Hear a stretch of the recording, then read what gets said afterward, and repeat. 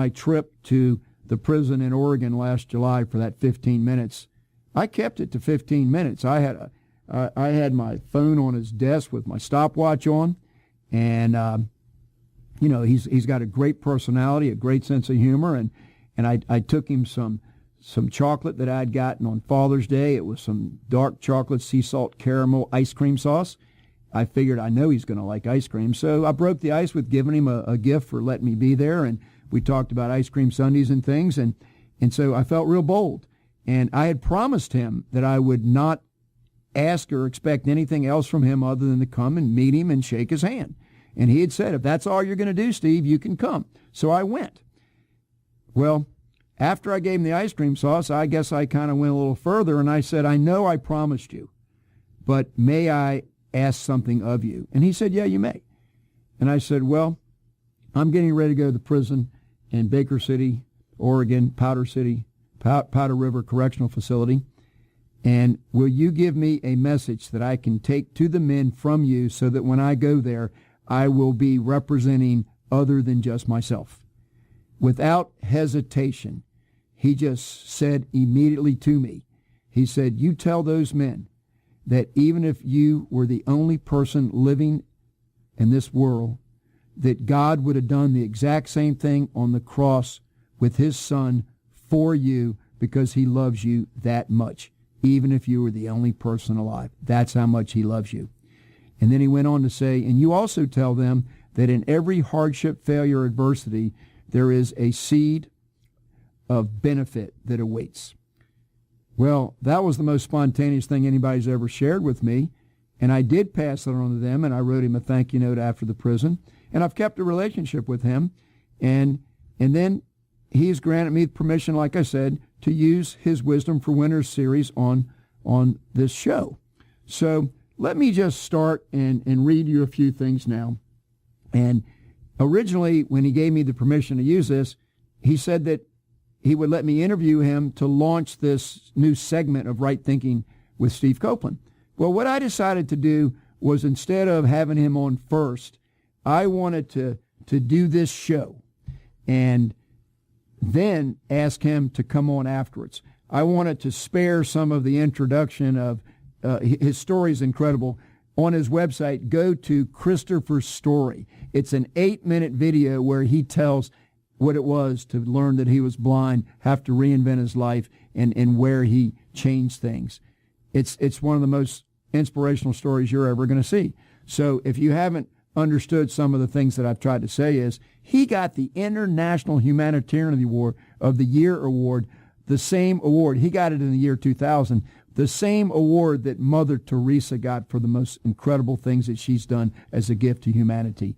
This is a man who has given as much to the world that I've ever learned about, read about, but I have had the pleasure to shake his hand and meet him. So what I want to do is, he's got the most busy schedule of anybody that I've ever seen.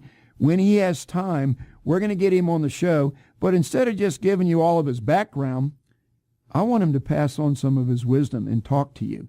And that's a better way, I think, to use his time to just tell his story. I've told his story a little bit. You can go to his website to hear more of his story.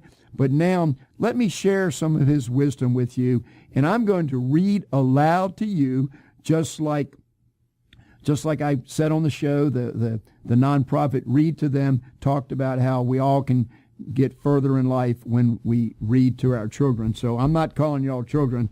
I'm a child, so let me just read. I'm going to start off right now. Wisdom for Winners, A Millionaire Mindset by Jim Stovall, an official publication of the Napoleon Hill Foundation.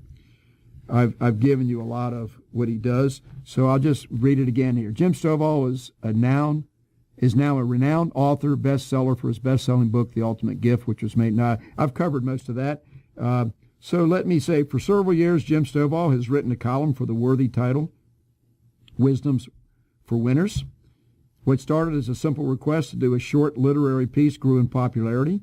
The column became a regular piece from Stovall and has been read by literally millions, whether in newspapers, magazine, or today's popular social media, such as emails and Facebook.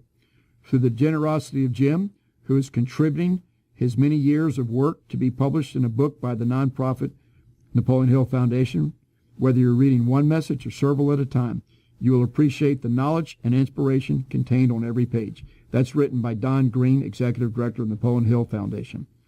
Okay, so here's the introduction. The journey that is this life can be best represented by a winding, twisted back road with many delays and detours. As we are going through any phase of life, it can seem like we are confronted with utter chaos. But when, from time to time, we reach a milestone or arrive at a mountain peak and look back along our route, we can often observe a divine order that was not apparent as we traveled. As an author who writes books I can't read, that are made into movies I can't see, I find it ironic that as a blind person myself, I became an internationally syndicated columnist.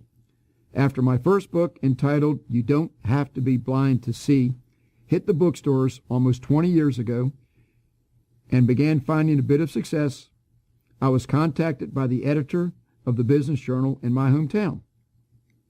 He inquired whether I could write a guest column for the next week's edition.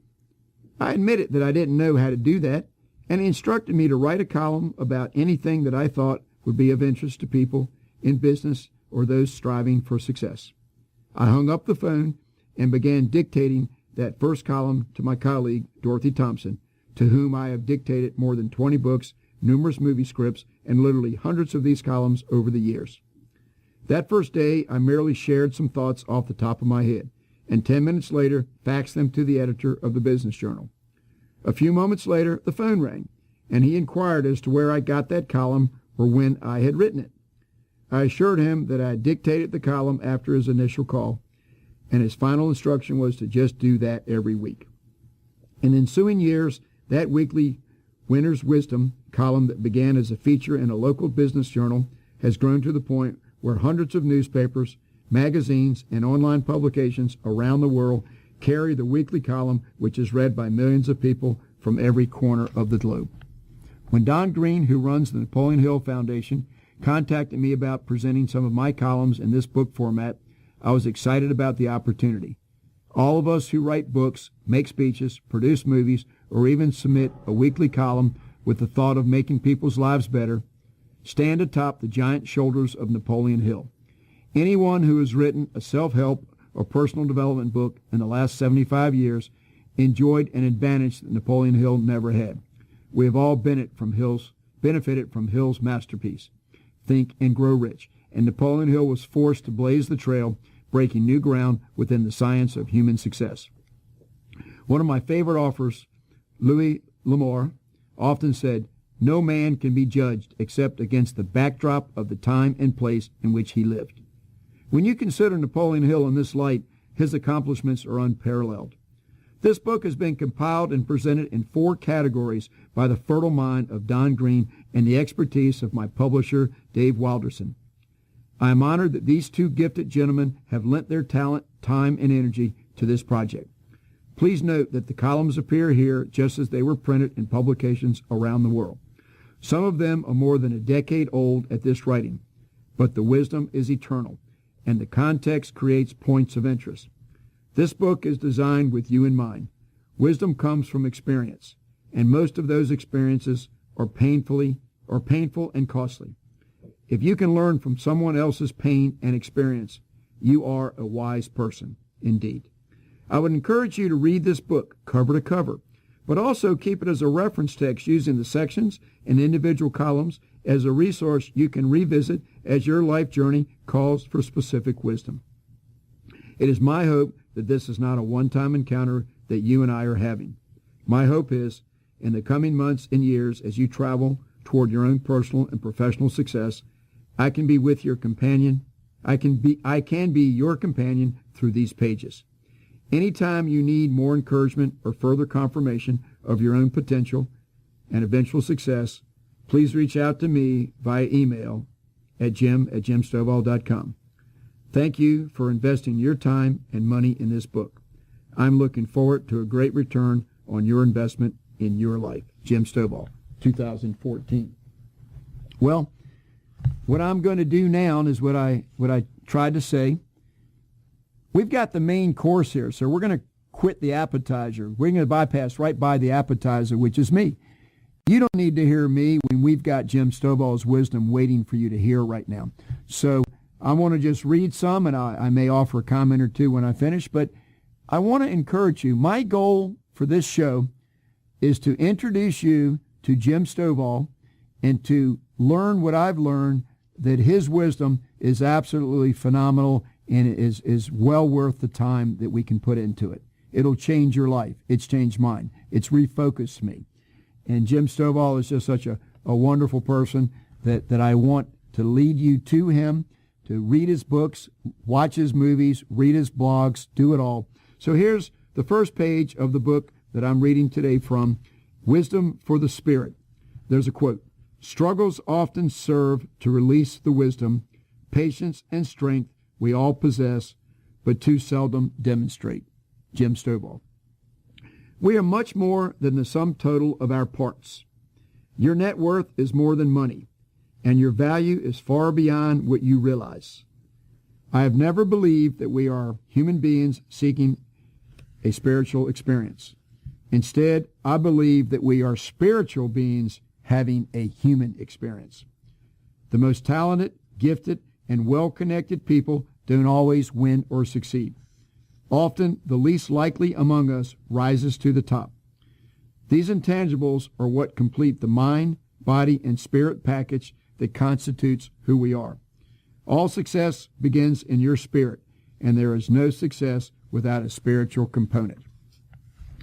Okay, that's the first section of the book. Now, the first article that I'm going to read you is The Banner of Success. Each of us is born with unlimited potential and unlimited options. As infants, we are quite certain that the entire universe revolves around us. Things are only important as they impact or relate to our lives. It's almost as if we were born with a banner that proclaims, "I'm lovable, I'm capable, and I'm able to do anything I set my mind to." As time goes on, we make the mistakes of allowing other people to write things on our banner.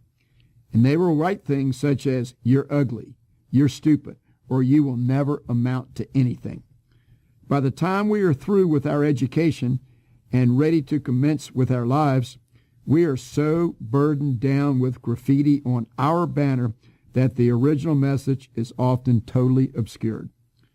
No one can write on your banner or put a message into your mind that you will not accept. But in our inadequacy, we often accept criticism from everyone and praise from no one. When people around us who know us well tell us we are special or valuable, we too often minimize this by simply stating, "I'm lucky," or "I'm really not that great." On the other hand, when a total stranger is rude or inconsiderate to us, we have a tendency to embrace their venom as something we deserve and embody. Please remember that you were born lovable, capable, and able to do anything you set your mind to. Any other messages that you carry around with you are messages that you allowed someone else to write on your banner. Some of us need to begin to use the biggest mental eraser we can find in order to reveal the simplicity of the original message. Today's the day. Well, that's his first one that I've read. Let me read the next one. A lesson from a 4-year-old. If we were to conduct a poll among the readers of this column to determine how many of you could sing or dance, I fear that we would receive the overwhelming message that the vast majority of adults feel they have no talent in these areas. On the other hand, if we were to conduct the same poll among 4-year-olds, we would find that virtually all of them are convinced they can sing, and virtually all of them have confidence in their ability to dance. Most of the 4-year-olds have little or no real talent, but instead they are endowed with incredible confidence in their own potential. This confidence or certainty of success is something we were all born with, but we later traded in for a strong dose of what we call realism. Shortly after we reach school age, we are taught lessons about the world that revolve around us, limiting our vision and becoming realistic. I defy you to find a statue or a monument ever erected to anyone because they